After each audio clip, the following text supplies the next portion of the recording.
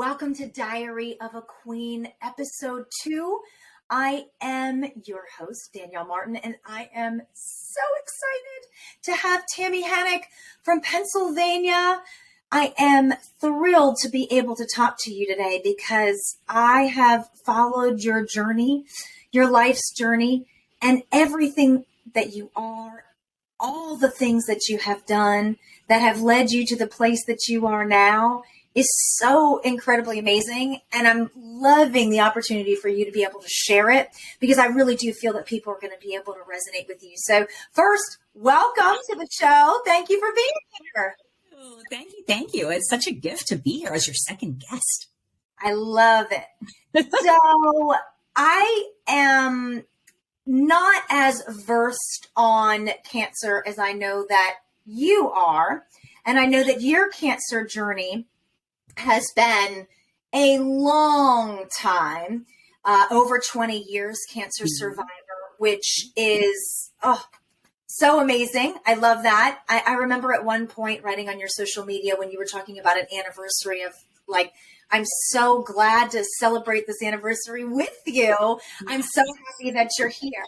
So I know that you had a cancer diagnosis at an age where most of us are in college, being silly, and you had to make a lot of very important decisions at a very young age. Tell me about your cancer journey, please. Well, I was 22 years old and I was in my final year of graduate school at Ohio State University. My husband was also in optometry school there. So we were engaged. We were about 9 months away from getting married. I was about 5 months away from graduation, getting ready to finally student teach and do all the things that my education had been preparing me for. And it was very much a surprise. I thought that I had somewhat of a case of walking pneumonia because, again, I was with kids all the time. I thought that I was just sick, but in actuality, some of the nagging coughs and night sweats that I was having were actually signs that I had non-Hodgkin's lymphoma. So at the end of January of 97, I went to the emergency room because my parents said, if you don't go to the emergency room today, we are coming to Ohio and bringing you home to Pittsburgh. And I said, fine. So I went to the emergency room. And once I started explaining my symptoms and so forth, people started looking very nervous and started speaking in very hushed tones. And I thought something's not quite right here. And that was the very beginning of the next 6 months of my life. It was quite a shock. I can't imagine, right? So at the age of 21, 22, you hear the C word, right? And I'm sure even being young, you think, what's the future look like? Plus at the time you're engaged. So obviously it is a love story that has prevailed because we know that you are still together, but was there ever a time where you thought, okay, you didn't sign up for this. It's okay if you back out because you were not married yet. Did you ever think that? Did that discussion ever happen? Never, not once. And I must have just known that about Bob, my husband, but that was never going to be an issue for us. I never once thought that, oh my gosh, when I lose my hair and I get fat from chemo, he's not going to love me anymore. I never thought that. And it might have been because, unfortunately, my husband had lost his mother about 2 years earlier to cancer. So he was very well versed in some of the grief and the struggles that go along with that. If anything, I felt that it was just such an injustice for him that he had just lost his mom and now he's sitting in a hospital room with his fiance, finding out that, she has this, stage 3 cancer that was, very serious at the time. So no, I never thought that, not once. And I'm so blessed to be able to say that. When it came time for the wedding, you had just gotten done with treatment. It had just been a couple months over. Right. Hair's not back. How do you, something that people often don't talk about during cancer. And as you know, my mother went through a cancer journey as well. She did not have to have chemotherapy or radiation, but the absence of breasts for her was shocking, understandably. So you're at a time in your life where you want to look and feel the most beautiful for yourself, for your new spouse. What was wedding day like? And I have to say, when I found out I was going to lose my hair, I had very long hair at the time because I had this dream of, having this big tiara with this big poof of curly hair out the top. It was such like a late 90s thing, big poof on the back of my veil. I was very excited about that updo. But when I found out I was sick, for some reason, I thought I should go get my hair cut really short because it's all going to fall out. So I did that. And then I got very conservative about the wigs that I chose. Looking back, I'm like, why did I not get something that was like really cool, like some platinum blonde bob or something just so not me. But I think I was in such a place of, being so young, not wanting to look ill to other people.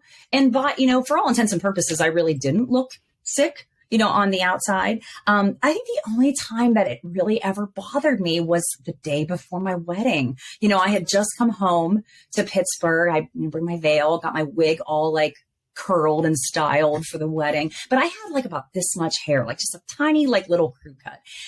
And I thought maybe I'm going to put my veil on and it's going to look nice. It'll be fine. I won't have to wear my wig and I can just be me. And I put that veil on. I sat there. My mom was behind me and I was like, it doesn't look right. My mom was like, I'm sorry. I wish I could fix it. I'm like, it's fine. Like my wig's right there. So I think the hardest part for me was watching everybody else get their hair done the next day because mine was literally like on the wig stand with my veil pinned to it.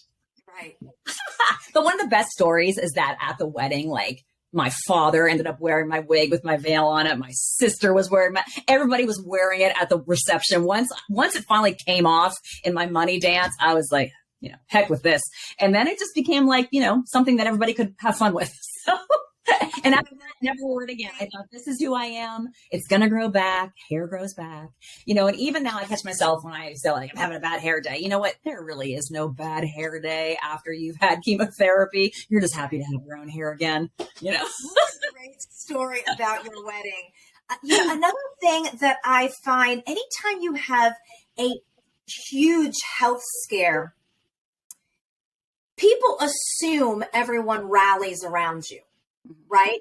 And what I've heard from other people is, especially with cancer, sometimes people don't know what to say.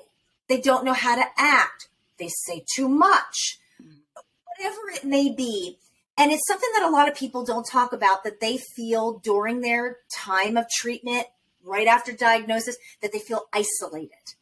Talk to me about that, because I think that's something that a lot of people don't talk about, and they're feeling really lonely, and it's hard for them to connect because there is, and you and I have talked about this before, there is a pre-cancer Tammi, and there's a cancer Tammi, and then there's a during cancer Tammi, right? It's like three totally different people.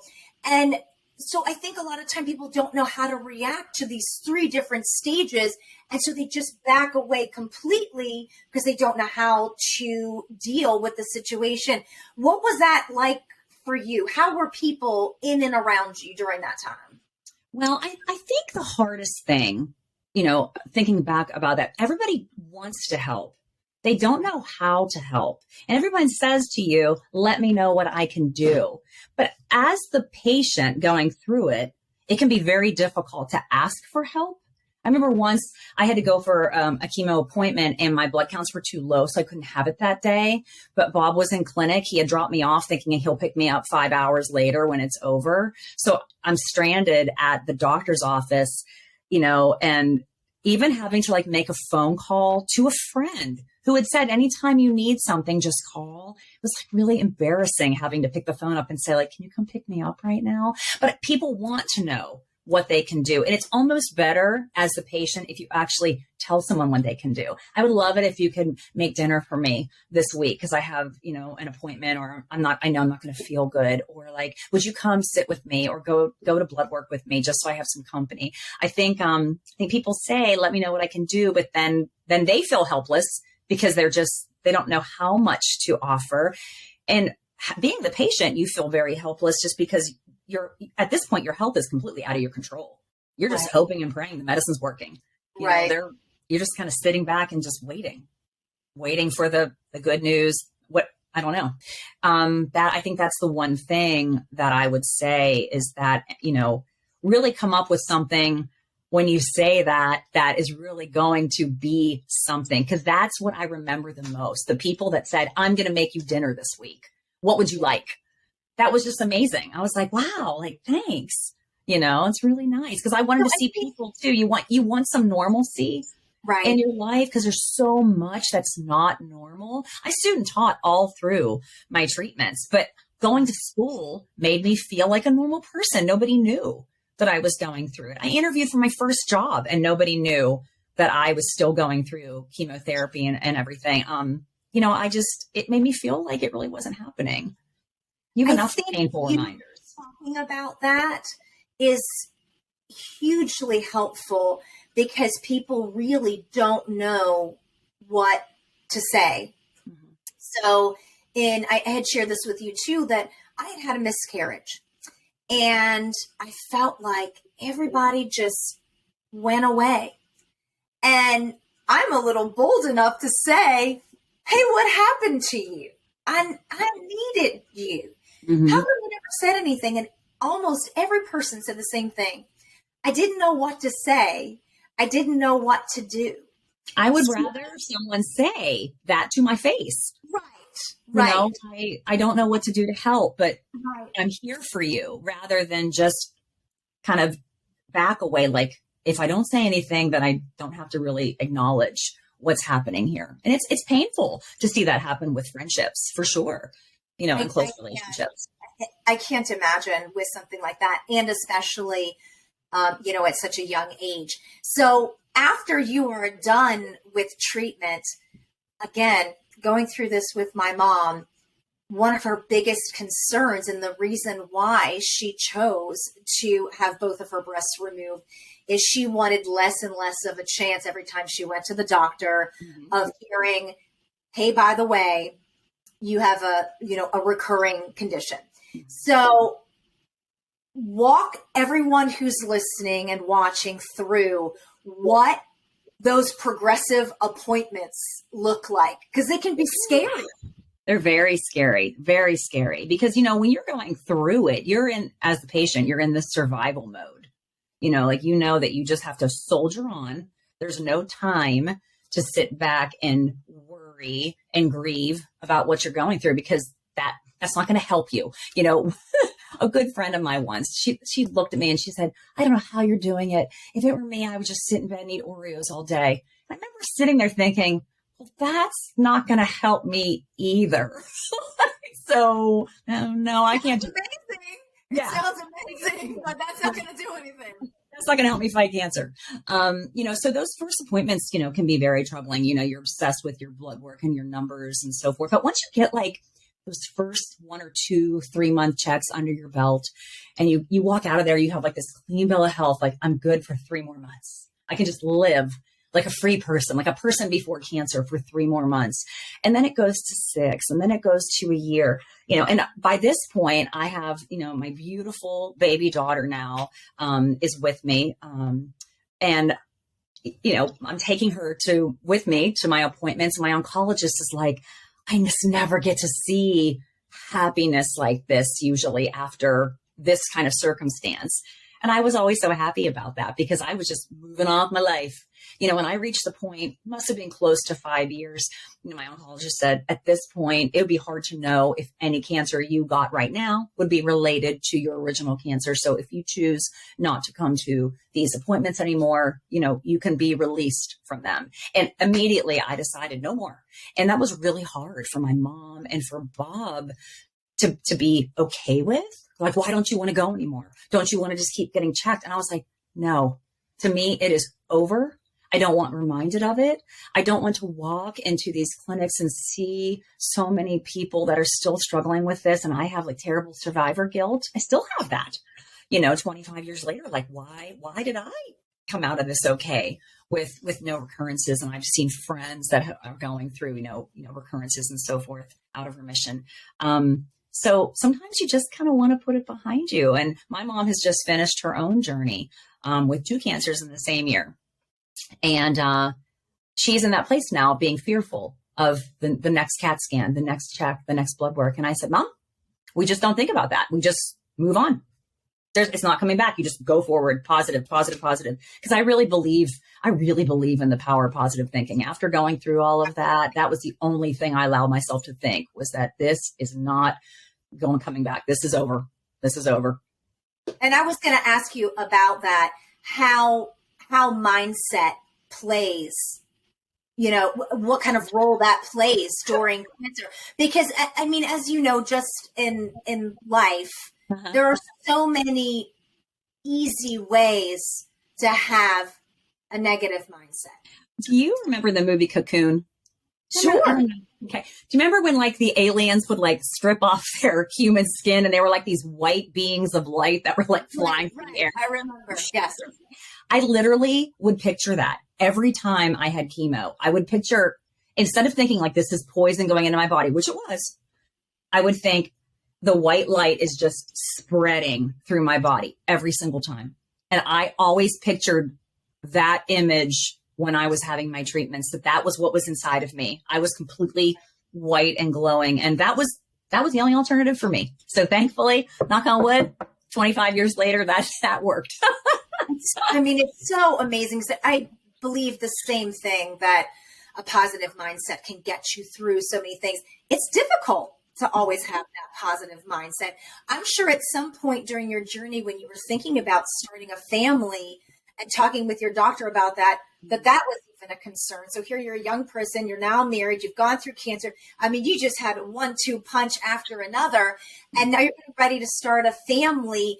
Did they discourage you from trying to have children? Did they tell you there was a concern for some reason? Were you concerned? I was so young, when I had gotten sick. I was 23 and then I got married. So I was young when I was married. And Bob and I had never really had conversations about how long we were going to wait before starting a family. I assumed that once we got married, we were going to have several years together, just the 2 of us, and then start a family later into our 20s.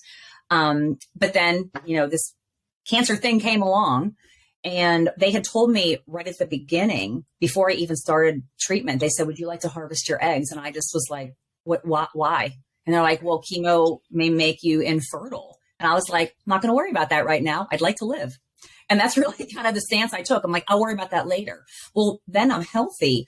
And Bob and I were like, we should probably start to investigate this more thoroughly, because we don't know what's going to happen. Am I allowed to start trying to get pregnant? Will hormones potentially kick me out of remission? All the changes to my body and everything, being pregnant. We went to a high risk obstetrician when I first found out I was pregnant, just to be sure that things were going well, and even had probably some consultations with him beforehand. But when my doctors gave me the green light to try, we thought we had better start earlier than we anticipated, because we didn't know how many years we were going to be looking at this potential battle. Are we going to be going through multiple years of treatments and then years of being on lists for adoption? And so, we decided, well, at 24, I get the green light. I'm like, I'm still young. I'm in remission. Maybe we should do this right now. We decided to try, and boom. It happened. And I had my beautiful, beautiful baby girl daughter a year later. And, it was just the most amazing gift of my life, that she was healthy and perfect after everything I had gone through.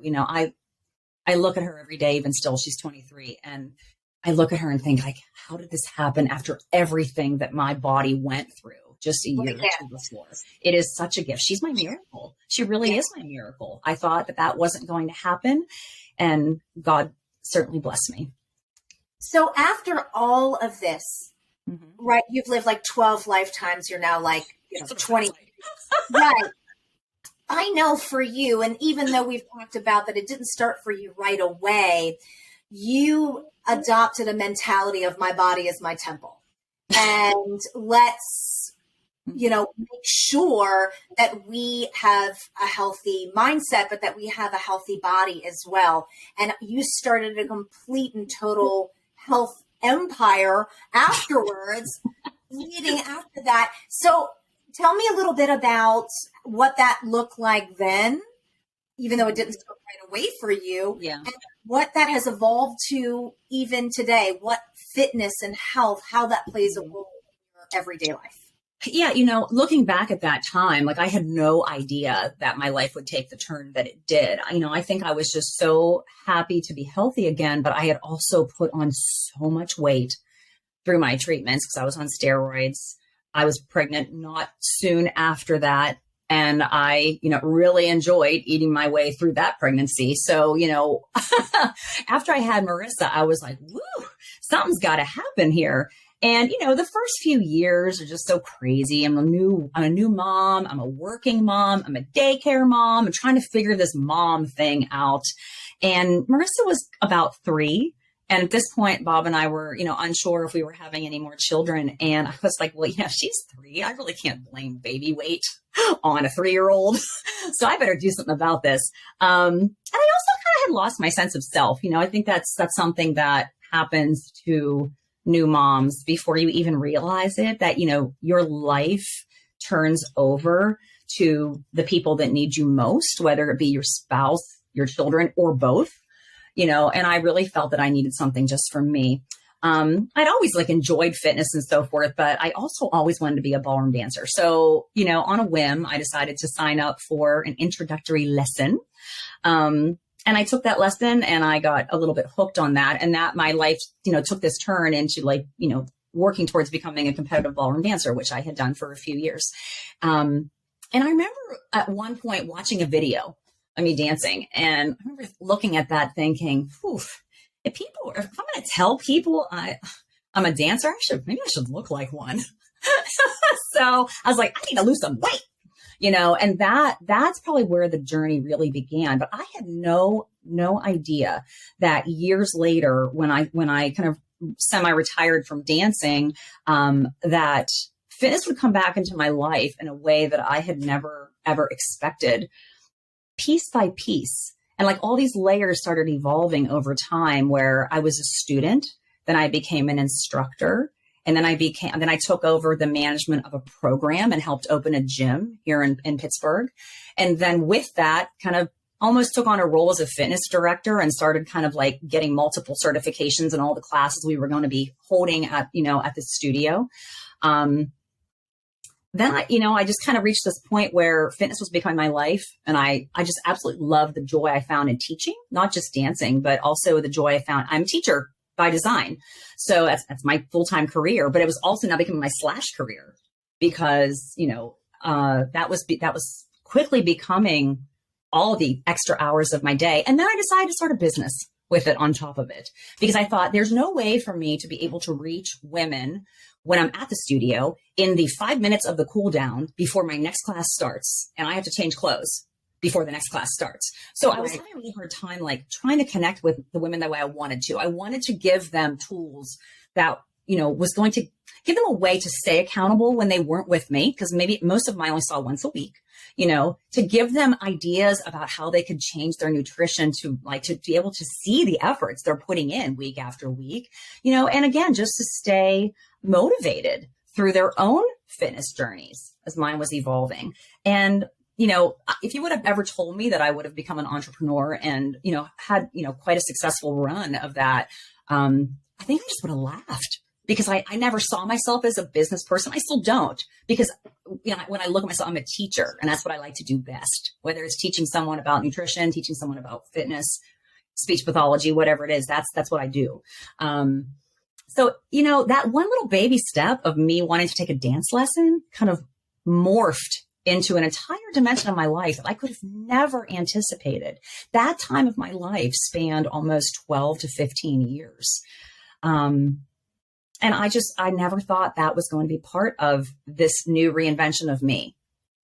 I think that was the hardest part about after coming out of cancer, is that like you lost the old you.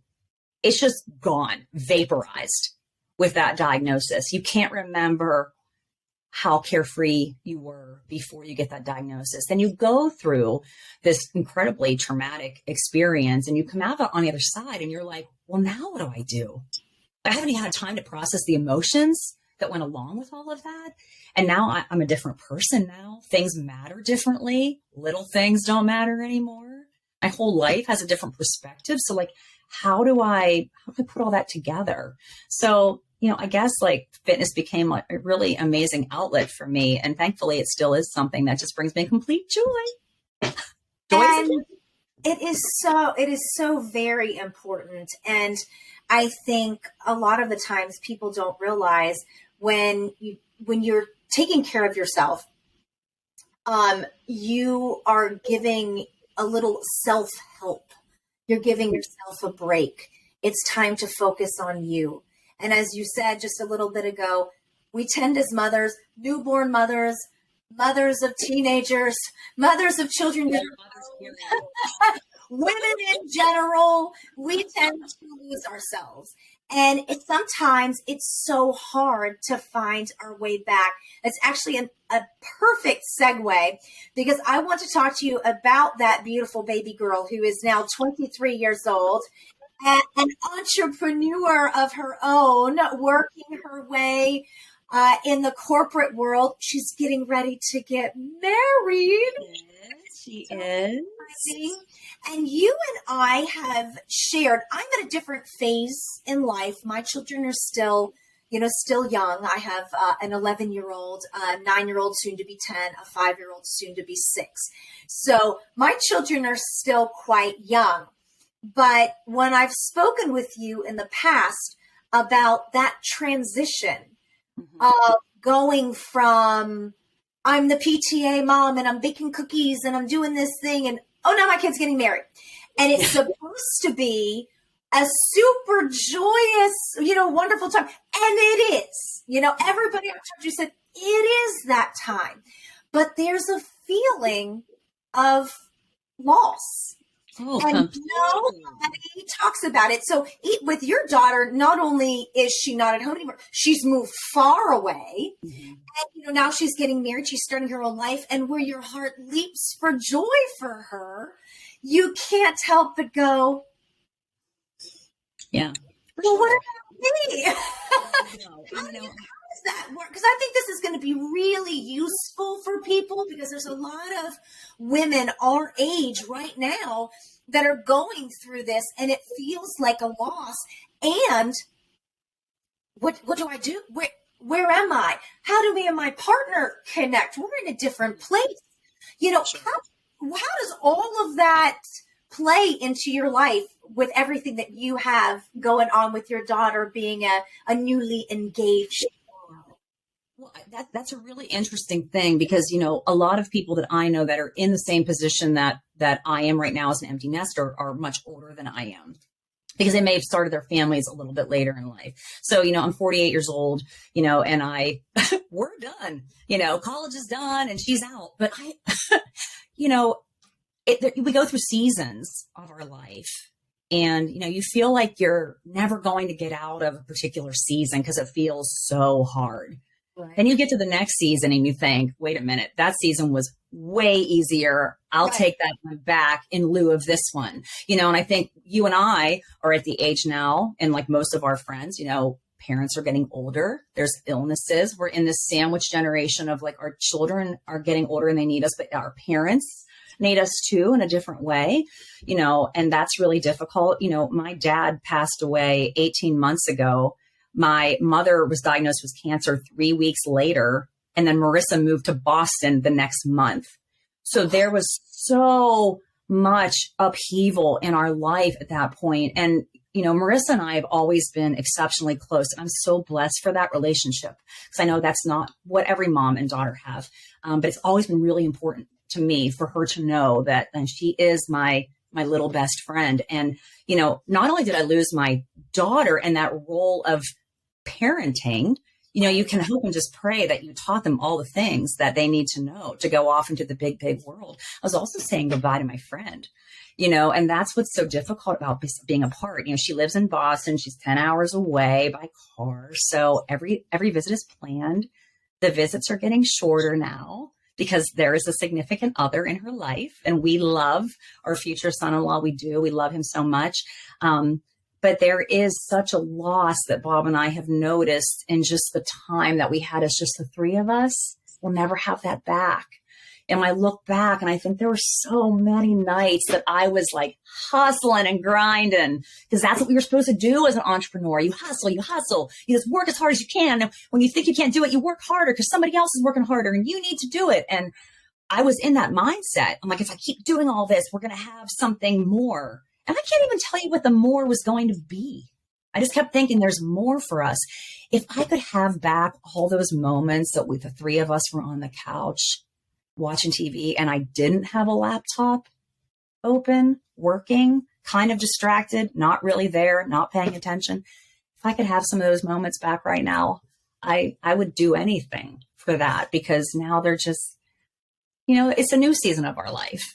Moving forward. And you're right, reconnecting with your partner after being a family unit for so many years. If you haven't made time along the way to stay connected, it is very easy to find yourself adrift when your child no longer needs you and you're looking at each other like, my gosh, are we the same people anymore? Of course we're not. Life changes all of us and there's growth and change.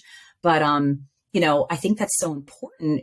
That was such a big step for Bob and I in kind of creating a new life for ourselves that had new activities, new circles of friends, because for so long we were either sharing the parent responsibility so each of us could have our time with friends, or we were always just a happy little family. And there really wasn't a lot of time for Bob and I along those years. So I'm glad that we're having that opportunity now. I think enough to still enjoy it. Yeah, I think it's just something that people don't talk about. Like, we seem to talk about the newborn stage and the growing up to, and it's so hard. And then people that are on the outside that aren't of this age range look and go, oh, you're an empty nester. Woohoo! And there is aspects of that are, you do gain some freedoms that you didn't have before, but there's a profound loss because a huge chunk of what you did daily is gone. And so if you have revolves around somebody else, it no longer does. Yeah. And change is difficult. We can call it exactly how it is. Change is difficult. Mm-hmm. And we can either choose to blossom because of that change or sink into it and have it not be a positive outcome. So I think you and Bob are going to do great. I am so excited to see. We've had like Tammi 1.0, 2.0, 12.0. I can't wait to see what Tim does in the future, because I know you're destined for these wonderful things. I know that you live every day like it's a gift. I know you will really enjoy the next phase of life. I am so honored and thrilled that you talked with me today, because I think that there are so many things that we touched upon that affect other people's lives. And what I love doing at the end of these is asking people, if you had one piece of advice for women, what would be that piece of advice?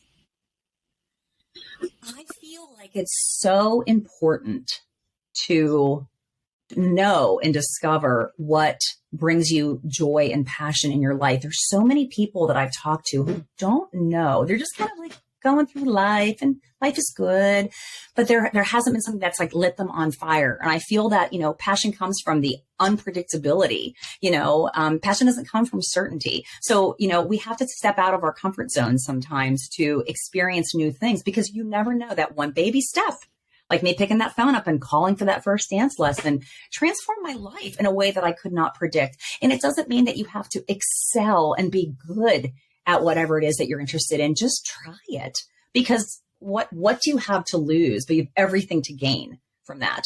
And, along with that, I think it's just so important to stay present, in these moments, because it is so easy to look too far into the future about what is coming that you're missing everything that is going on right around you and missing all these opportunities for potential joy and passion and new experiences in your life because you're always looking forward. And right now, I think that's the place I want to be because I can't change what happened in the past. We know that. And I don't know what that future is going to look like, but I'm just going to let it evolve the way it's supposed to organically instead of trying to script it. I want to keep trying and experiencing, new things that might bring something new to my life at this phase. So that's what I would say. Thank you, Tammi, so much. I would say that the beautiful message that you provided for everybody today was just summed up: to be present. It's so difficult sometimes to be that way, but focusing on what happened and focusing on what you don't know is really not going to put you in that place to be around those things or to encourage those things that set your soul on fire. What give you passion? This is all a journey. Our life should be a journey continually. And it's not how we get there. I mean, you hear that all the time. It's not how we get there. It's what you're experiencing along the way. But that comes from being present in life. Right. I agree. Tammi, thank you so much for being with us today. I want to remind everybody, if they want to continue to listen to the podcast, we have such amazing guests coming up over the next couple months, to make sure that you like and subscribe so that we have the opportunity to be able to notify you so that you can find out more and listen more. Tammi, thank you so much. It is an honor. I feel blessed to spend this time with you, and I wish you the best of luck in whatever Tammi 12.0 does. Thank you, my love. Thank you so much for this chance today. It was wonderful. Thank you. You're welcome.